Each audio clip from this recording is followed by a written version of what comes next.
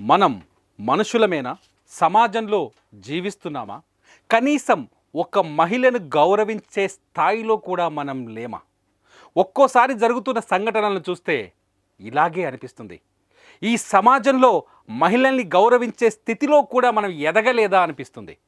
నిజంగా జార్ఖండ్లో మరో మహిళపై అత్యాచారం జరిగింది. సుమన్ టీవీ కరీంనగర్ వారి ఆధ్వర్యంలో శివరాత్రి సందర్భంగా మహా శివోత్సవం ప్రెజెంటెడ్ బై ఆర్కే ఈవెంట్స్ మార్చి 8 సాయంత్రం 6 గంటల నుంచి కరీంనగర్లోని ఎస్ఆర్ఆర్ కళాశాల గ్రౌండ్స్ లో.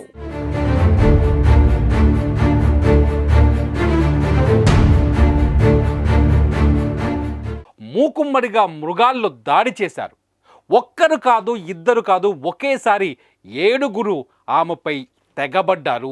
ప్రతిఘటించిన ఆమె భర్తను విపరీతంగా చితకబాదారు. మనుషుల్లాగా కాదు, క్రూర మృగాల్లాగా ప్రవర్తించారు. అనాగరిక దేశంలో ఎక్కడో జరిగింది కాదు, ఇది మన దేశంలోనే, మన భారత గడ్డపైనే జరిగింది. మహిళను కాళీమాతగా, దుర్గామాతగా, సంతోషిమాతగా, శక్తి స్వరూపిణిగా కొలిచే మన దేశంలోనే ఒక విదేశీ మహిళపై అత్యంత పాశవికమైన అకృత్యానికి ఒడికట్టారు జార్ఖండ్లోని కొందరు దుర్మార్గులు. మహిళలకే కాదు, మనుషులకే రక్షణ లేని దేశాలని భావించే మధ్య ఆసియా, ఆఫ్ఘనిస్తాన్, పాకిస్తాన్ లాంటి దేశాలను ప్రపంచ పర్యటనలో భాగంగా బైక్పై క్షేమంగా దాటేసి వచ్చిన ఆ స్పానిష్ ఆడబిడ్డపై మన దేశంలో ఇలా లైంగిక దాడి జరగడం, మనకంటే ఆటవిక రాజ్యం ఇంకోటి ఉంటుందా? ఎక్కడ పెట్టుకుందాం మన ముఖాన్ని? సిగ్గుపడాలి మనమందరం. భారతీయ సమాజం అంటే నాకు గౌరవం, భారత సంప్రదాయాలంటే నాకు ఇష్టం అంటూ మన దేశంలోకి అడుగుపెట్టిన ఈ ఆడబిడ్డపై జరిగిన ఈ అన్యాయానికి ప్రపంచం ముందు ఏమని నిలబడదాం? ఏవి మన విలువలు? ఇదేనా మన సంప్రదాయం? జంతువుల కంటే హీనంగా ప్రవర్తించిన ఈ మృగాలను ఏం చేస్తే ఆ గాయపడ్డ ఆడబిడ్డ మనసుకు స్వాంతన కలుగుతుంది? ఏ రకంగా ఆ జంట మనసుకు ఆయన గాయాన్ని మాన్పగలం? భారతీయులుగా మనమందరం సిగ్గుపడాలి కదా.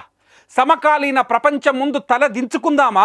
ఓవైపు గగన్యాన్ పేరిట అంతరిక్షంలోకి మనుషులను పంపడానికి సిద్ధపడుతున్నాం. మనం అభివృద్ధిలో నిలకడగా 6 నుండి 8% జీడిపి వృద్ధిని సాధిస్తున్నాం.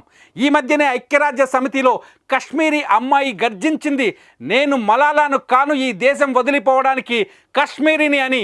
మాకు మా దేశంలో రక్షణ ఉందని చెప్పింది ఆ మహిళ. ఇప్పుడు ఆ మహిళ మాటలకే సమాధానం చెప్దాం ఈ ప్రపంచానికి.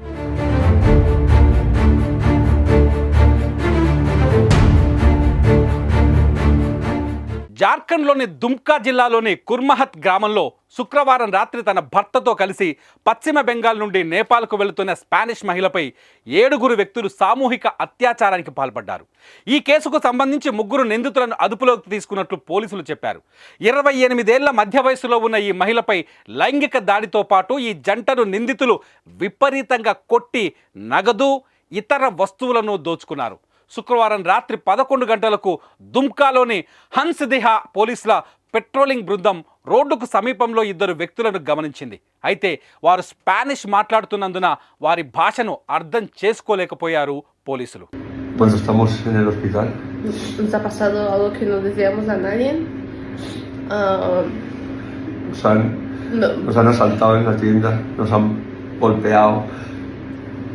Les han puesto el cuchillo en el cuello que me iban a matar. Fred y a Fernanda la viola. 7 tíos. Hijos de puta. Pues bueno, ya os contaremos más. Contaremos más. Vamos a ver qué tal. Estamos con la policía. Hemos ido a un hospital allí. Aquí en India. Hemos dormido en un hospital allí, nos han dejado dormir allí. Hemos metido la moto dentro del hospital y ahora nos han traído a unos 60-70 kilómetros a otra ciudad. స్పెయిన్కు చెందిన మహిళ, ఆమె భర్త 2 బైకులపై world tour చేస్తున్నారు. ఈ క్రమంలో బంగ్లాదేశ్ నుంచి జార్ఖండ్లోకి enter అయ్యారు.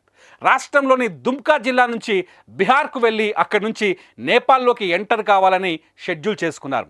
శుక్రవారం రాత్రి దుమ్కా జిల్లాలోని కురుమహత్ ఏరియాలో రోడ్ సైడ్ టెంట్ వేసుకొని బస చేశారు. అయితే రాత్రి 9 గంటల సమయంలో స్థానిక యువకులు కొందరు అక్కడికి వచ్చి మహిళ భర్తపై దాడి చేసి ఆమెపై గ్యాంగ్ రేప్కు పాల్పడ్డారు. ఆ తర్వాత కొద్దిసేపటికి అటువైపు వచ్చిన పోలీస్ పెట్రోలింగ్ సిబ్బంది గాయాలతో ఉన్న ఆ టూరిస్టులను గమనించి వెంటనే దగ్గరలోని హాస్పిటల్కు తరలించారు. ఆ 2 ఇద్దరు తర్వాత గూగుల్ అనువాదాన్ని ఉపయోగించి పోలీసు బృందానికి జరిగిన సంఘటనను వివరించారు. దాంతో పోలీసు బృందం వారిని సరహయత్ కమ్యూనిటీ హెల్త్ సెంటర్కు తీసుకువెళ్లి ట్రీట్మెంట్ చేయించడంతో అక్కడ మహిళపై సామూహిక అత్యాచారం జరిగినట్లు నిర్ధారణ జరిగింది. వెంటనే ఆసుపత్రికి చేరుకున్న సీనియర్ పోలీస్ అధికారులు ప్రాణాలతో బయటపడిన వారి నుండి వివరాలు తీసుకొని సంఘటన గురించి కొన్ని ఆధారాలు సేకరించి ముగ్గురిని అదుపులోకి తీసుకున్నారు దుండగులను. మరియు కొన్ని ఫోరెన్సిక్ ఆధారాలను కూడా సేకరించారు. ఈ సంఘటనపై కేసు నమోదు చేసుకుని దర్యాప్తు చేపట్టామని ఎస్పీ పీతాంబర్ సింగ్ ఖేర్వార్ శనివారం తెలిపారు.